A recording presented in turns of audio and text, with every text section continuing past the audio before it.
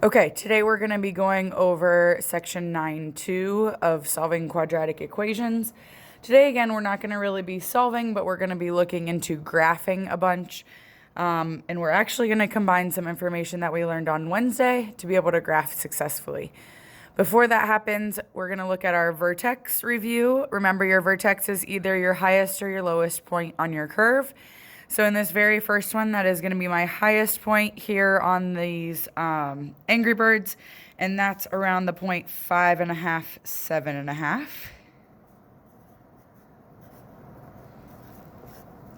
And then don't forget, our axis of symmetry is actually the same thing as our vertex, or our vertex always lies on our axis of symmetry. Our axis of symmetry in this situation is going to be x equals 5.5. You're always looking at that x value. These numbers should always match up. So over here, if I'm looking at the arches of McDonald's, those have a parabolic shape. This is my maximum, my vertex, the maximum point of that parabola. And that point is going to be around 2 3/4. If you have it a little bit off, that's fine. But somewhere in there. And then our axis of symmetry, again, is going to be the same thing as our vertex because our axis of symmetry contains our vertex. So here we're going to say x equals, and it's just whatever the x point is of your vertex. So it's going to be x equals 2.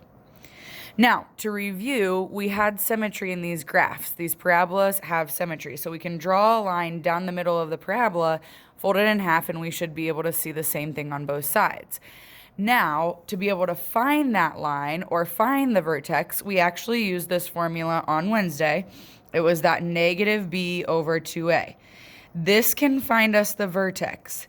This can also find us the axis of symmetry. Because remember, we said the vertex and the axis of symmetry are going to be on the same thing, the same line. Okay, so we're going through this review again of finding out where's A, where's B. Well, A, remember, comes in front of x squared. B goes in front of x, and C is all by itself. So in this situation, A is 1 and B is going to be 3.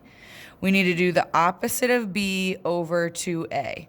So I need to take B as a positive 3. I need to change it to a negative 3 over 2 times A. This is a 1. And that ends up being negative 1.5.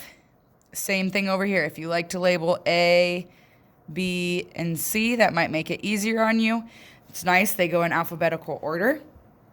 A then is going to be 2. B is going to be negative 2. If I do the opposite of B this time, that changes my 2 to a positive 2. On the bottom, when I fill in A, I have 2 times 2, which is 4. That reduces down to 1/2. And in number 8, same thing. We've got A, we've got B, and we've got C. So A is a negative 2, B is a positive 4. I've got to do the opposite of B. So the opposite of a positive 4 is a negative 4. Over 2 times A, I'm going to fill in my A value as a negative 2. And then we've got negative 4 divided by negative 4, which is 1. And I went through that kind of quickly, but that's because that's a review from Wednesday. If you don't remember that, that's fine. Go ahead and pause this, rewind it back over, or pause this so you can catch up in writing.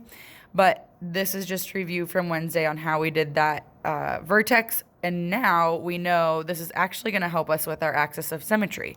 We're going to combine this with graphing to make us a little bit more successful in finding that curve.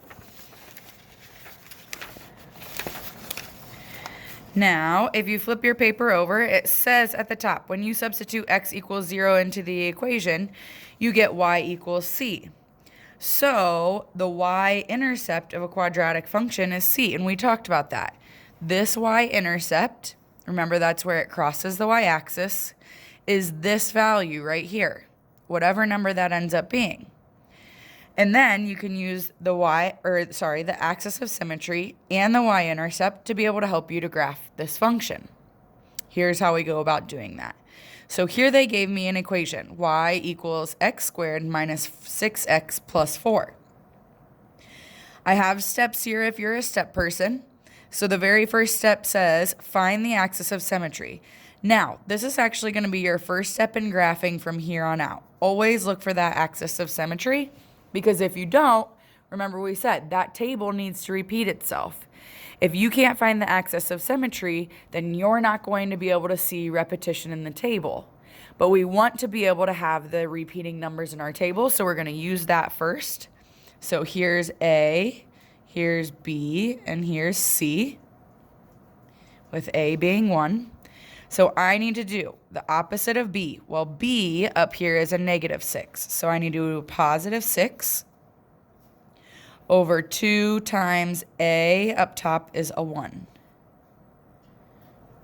When I reduce that, that will be 6 divided by 2. Well, 6 divided by 2 is 3. So I know my axis of symmetry, where I can fold my graph in half, or where my vertex is at 3. So what I'm going to do is I'm going to make a table based around that being my vertex. Well, we knew from Wednesday that this vertex is going to be, or needs to be, in the middle of my table. So I'm going to put that in the middle of my table. Now, I need to think about, what are two numbers higher than 3, 4, and 5? And what are two numbers lower than 3, 2, and 1? So notice on Wednesday I said that list of numbers is not going to be a magic list anymore when we get to tomorrow, which, since we had the day off, is now Friday. Here is how we find that magic list of numbers. We need to do this step first. This is going to go in the middle of my table, and then I need to pick two numbers higher and two numbers lower to plug into my equation up here. Again, when you go to plug that in your calculator, make sure you're using parentheses. So I change x to a 1 in parentheses squared minus 6, x changes to a 1, plus 4. Again, I keep putting parentheses around whatever I'm plugging in. When I plug in 1, I get out a -1. When I plug in 2, I get out a -4. When I plug in 3, I get out a -5. And when I plug in 4, hopefully you got out a -4, and 5, a -1. Now notice in my table, here and here is that repetition. If that's not happening, you're doing this wrong, because we built this table around my vertex, and my vertex was at 3, or my axis of symmetry. They're synonymous at this point. Okay, so I have repetition, I have my vertex, and now I'm going to go about plotting that on my table. Here's what your new graph should look like. Notice I pointed out the axis of symmetry, in which I could fold this graph in half and it'd be the same on both sides. Notice how I have this mirror image of my point on both sides, and then it leads down into my vertex. You go ahead and try example 2. Pause the video, try example 2 yourself, and see what you end up getting for your graph. So here is my work for example 2. What I did is I labeled A, B, and C first. Next, opposite of B over 2 times A, reduced to 2. Remember, this is going to go in the middle of my table as my vertex. Everything around my vertex should repeat.